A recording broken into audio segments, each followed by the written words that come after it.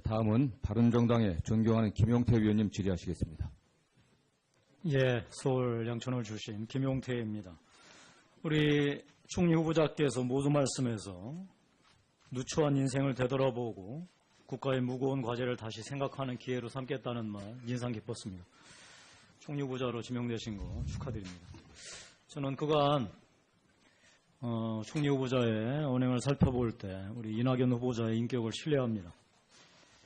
따라서 신상 문제보다는 이 문재인 정부가 산적한 국가 인왕안을 헤쳐나가는 데 있어서 설정한 국정 방향 과제가 타당한지, 후보자가 단지 대통령의 대독 총리가 아니라 여소야대 전국에서 전국을 풀어나갈 능력과 자질이 있는지 국민과 함께 검증하는 데 주력하겠습니다. 문재인 정부는 지금 대한민국 경제 문제를 풀어갈 국정 경제 기조로 소득주도 성장론을 제시했습니다. 맞습니까? 네. 소득주도 성장론의 핵심 동력으로서 81만 공공일자리 창출, 비정규직 정규직화, 최저임금 인상, 자영업자 보호를 위한 갑질, 근절, 청년 구직 촉진수당 신설 등 여러 가지를 제안했는데 맞습니까? 네. 이 해당 사항에 대해서 이것이 경제 현실에 맞는 것인지 실제로 그런 일을 성과를 낼 수 있을지 한번 살펴보겠습니다. 일단 먼저 비정규직 정규직화부터 한번 살펴보지요. 우리 문재인 대통령은 첫 번째 조치로서 인천공항 가서 비정규직들을 정규직화 지시하면서 일단 공공기관부터 이 비정규직을 정규직화하겠다라고 지시했습니다. 그리고 한 번에 할 수 없으니 이익이 나는 공공기관부터 한다고 방침을 밝힌 거로 알고 있습니다. 맞습니까? 네. 근데 제가 잘 이해가 안 가는 게 이렇습니다. 지금 우리나라 공공기관 2016년 기준 332개 공공기관 중에서 영업이익을 내는 곳은 101개입니다. 그럼 아마 101곳부터 이 비정규직을 정규직화하겠다는 뜻인 것 같은데요. 이 이익을 내는 101개의 공공기관이 정말로 경쟁력이 있어서 이익을 내는 것일까 저는 의심됩니다. 즉, 태생부터 흑자가 보장되는 금수저 공공기관이었던 겁니다. 이 공공기관이 잘해서 낸 게 아니고요. 저는 따라 만약 정부가 비정규직을 정규직화하는 공공기관을 지정했다면 이것은 이익을 나는 기준이 아니라 공공부문 전체를 묶어야 됩니다. 왜냐하면 이익을 못 내는 공공기관이 자기들이 잘못해서 된 게 아니라 흑수저 공공기관 영역이었기 때문에 그렇습니다. 저는 이것이 지금 자칫 잘못하면 우리가 이 금수저 공공기관이 지금 평균 임금도 높은데 여기 비정규직부터 해준다는 것은 매우 심각한 차별일 수 있다는 점 제가 지적드립니다. 동의하십니까? 네. 훌륭한 점을 지적해 주셨다고 생각합니다. 예, 좋습니다. 그러면 이 논리를 갖고 다시 좀 확대해 본다면요. 공공기관부터 이 정규직화한다면 거기 들어가는 돈은 당연히 나라 돈이겠지요. 그다음에 이 공공기관부터 정규직화한다는 것을 이제 기화로 민간 부분까지 확대를 한다고 합니다. 확대할 때 아마 페널티와 인센티브를 동시에 이제 구사하면서 이 동료를 해나갈 텐데요. 이 경우 공공기관은 정규직할 때 나라 돈을 쓰면서 민간기관은 그럼 민간 부분에 대해서도 무언가 이 정부가 어떤 역할을 해야 되지 않겠습니까? 논리적으로 본다면 어떻습니까? 네, 그렇게 해주기를 기대하고 있습니다. 그러니까 저는 제가 지금 우리 한간에서 우려하는 바 정부가 단순히 동료 차원이 아니라 강제화할 것이다. 아마 여러 가지 무언의 압력을 통해서 민간 부분의 자율성을 따지지 않고서 밀어붙일 것이다라는 얘기가 있습니다. 저는 이 비정규직의 문제에 대해서 심각성에 대해서 당연히 인정하면서 이 문제를 풀어나가는 게 중요하다고 생각하는데요. 저는 혹시나 문재인 정부가 의욕만 앞서서 방향을 잘못 잡은 것이 아닌가 이렇게 생각을 하는데 어떤 부분이냐면 비정규직의 정규직화도 중요하지만 비정규직과 정규직의 차별을 해소하는 게 더 중요하다고 생각합니다. 그렇다면 거기에 들어가는 아마 비용이 있을 겁니다. 아마 방식은 이 비정규직의 정규직화, 그러니까 그 차별을 줄여드는데 들어가는 비용들은 아마 이 기관이 됐든 기업들인 부담해야 될 텐데 그 부담을 합리적으로 덜어내는 방식, 즉 노동유연성 제고라든지 이런 부분을 얘기해야 되는데 지금 얘기하는 거 보면 그런 부분은 빠지고 그야말로 그냥 국민들께서 다들 이제 문재인 정부 시대에서는 공공 부문부터 모조리 다 정규직이 되겠구나 이런 환상에 빠지게 되지 않을까. 그러다 보면 그것이 민간 부문 넘어왔을 때 그야말로 아무런 대책도 없이 민간 부문의 절대적인 부담만 현실을 고려하지 않은 채 이렇게 밀어붙이지 않을까 하는 우려가 있습니다. 이 부분, 이 여러 한간의 우려에 대해서 총리는 정확하게 인지하시고 정책을 합리적으로 조정해 주실 거라고 기대하고 있습니다. 최저임금 인상 부분도 그렇습니다.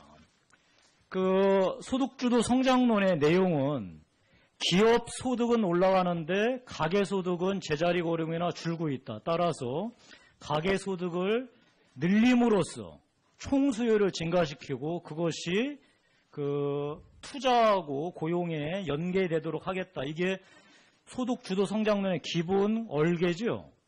네. 예. 그럼 가계 소득은 뭘로 구성되느냐? 총 보용자 수. 그러니까 참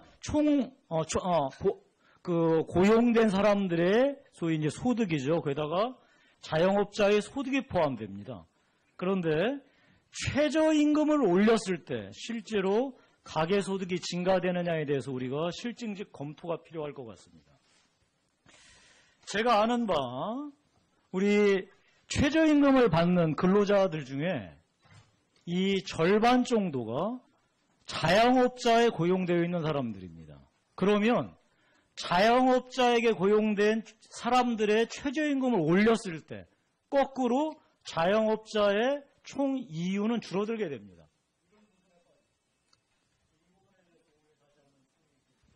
네, 감사합니다. 네.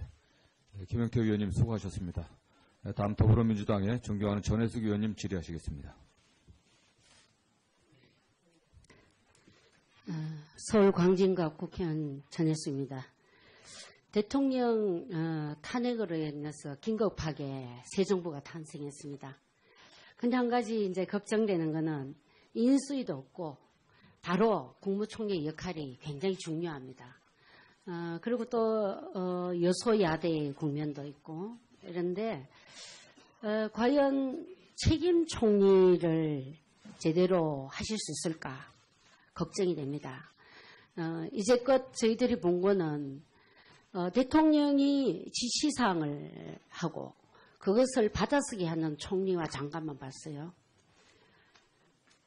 저는 그 장면을 보면서 이 정부가 큰일 나겠구나 하는 생각을 했습니다.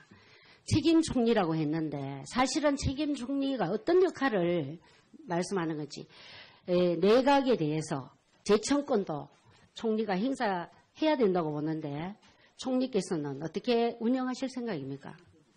우선 책임 총리는 개념이 어디 확정되어 있는 것은 아닙니다만 저의 감각적으로는 내각이 할 일은 총리가 최종적인 책임자고 의사결정권자다 하는 각오로 임하라 이런 뜻으로 알고요.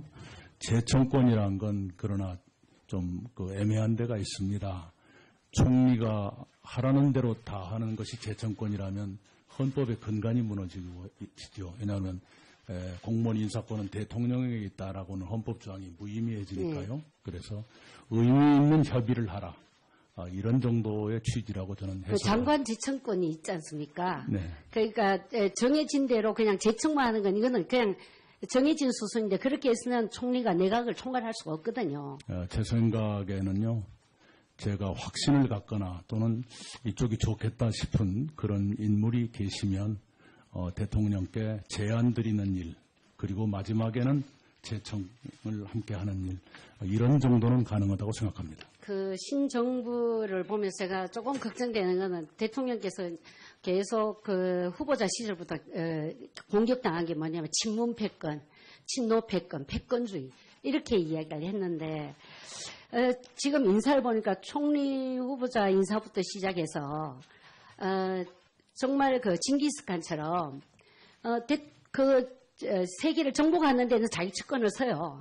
그런데 세계를 다스릴 때는 예율초제 같은 명재상을 임용했거든요. 그래서 문재인 대통령도 이번에 지지율이 올라간 국정 지지율이 올라간 게 총리 후보자를 지명하면서부터 사람들이 의외다 부터 시작해서 새로운 임무를 많이 했습니다. 그런데 새로운 임무를 많이 하다 보면 이분들이 100가지 임명을 해요. 화합이 안 돼요. 그럴 때 내각이 조율이 되지 않는 부분에 대해서 국정을 통합하는 총리로서 어떤 역할을 할 수 있습니까? 예, 지금 대통령께서 하시는 일은 국정의 큰 방향을 지금 하나씩 던지고 계시고요. 거기에 내용을 채우는 일, 그 정책이 지속 가능하게 하는 일은 내각의 책무라고 생각합니다. 실제적으로 내각에 이제 이견이 생길 수가 있어요. 부처 장관들이. 이제는 부처 장관들이 목소리를 반영해줘야 되거든요. 부처 장관들이 얘기를 하고 그것을 총리가 취합을 해서 이견이 있을 때는 1박 2일 워크숍이라도 하면서 총리 잘하시는 거 있잖아요. 막걸리 잘 드시는 거. 그렇게 하면서 1박 2일로 부처 조율을 해서 대통령께 보고하는 이 형태가 맞는 거 아니겠어요? 저는 그 형태로 운영을 해야 된다. 총리 후보자께서 과거에 그 농수산 위원장 하실 때 오히려 자기 당 의원들보다 타당 의원들한테 인정을 받아서 우수 상임위원장을 받으셨잖아요.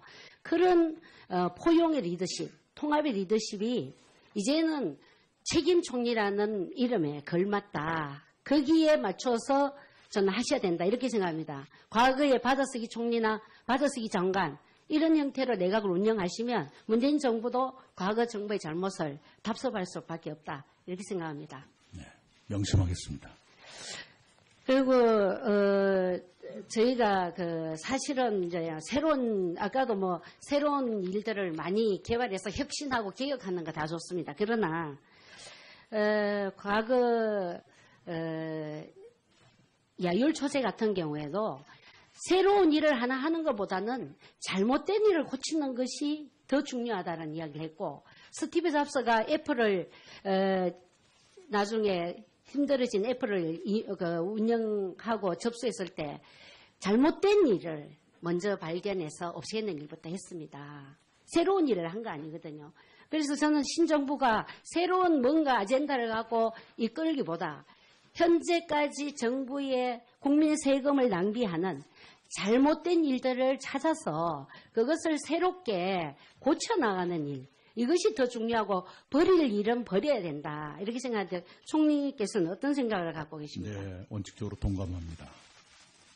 그리고 이번에도 이제 외교부 장관 여성이 나왔습니다. 사실 세계에 돌아다녀 보면 여성이 이렇게 장관이나 국회의원이 적은 나라가 우리나라가 선진국이라고 이야기하기에는 참 부끄러워요. 총리 후보자께서는 인사제청을 하시고 할 때 여성 장관이라든가 여성의 청와대에 진입해야 될 청와대 인선에서도 어떻게 좀 여성에 대한 배려를 좀 하실 생각은 없으십니까? 네, 노력하겠습니다. 지나간 일인데 제 자랑은 아니고요. 보훈처 장관 네. 인선 때 사전 협의를 한 적이 있습니다. 감사합니다. 사실 여성들은 지금 아직도 우리나라에는 유리천장이 많이 있습니다. 여성들이 경력 단절과 이런 여러 가지 어려움들이 있는데 이 신정부에서는 여성의 경력 단절에 대해서 상당히 많이 보완을 해주고 그분들이 새롭게 진출할 수 있는 길을 열어준다고 했습니다. 총리께서 지금 아직도 보면 우리 내각이라든가 산하기관에 남성들이 너무 많이 나가고 있습니다. 그런 부분에서 여성들이 이제는 유리천장을 뚫고 할 수 있도록 해주시기를 부탁드리겠습니다. 네, 노력하겠고요.